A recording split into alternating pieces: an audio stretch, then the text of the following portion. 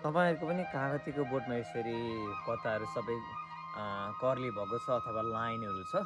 यो चाहिँ तपाईँको लिफ माइनरले गर्दा यस्तो भएको है। तपाईँको किराहरूले गरेर पत्तामा लार्भा छोडिदिन्छ अनि यसरी लिप्स यस्तो हुन्छ।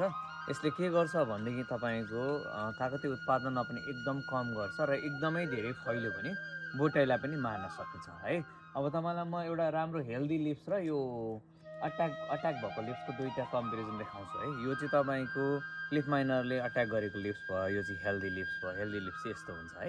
अब यसको सोल्युसन हेर्नु होला। स्प्रे बोटलमा 1 लिटर जति पानी रेडी गर्नु होला।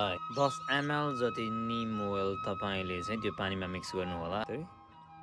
2 ml जति सोप हालिदिनुहोस् त्यो स्प्रे बोटलमा। मिक्स गर्नु होला। 7 बजी भन्दा अगाडि र बेलुका 5 बजी पछाडि यसरी कागतीको बोटमा मजासँगले स्प्रे गरिदिनु होला।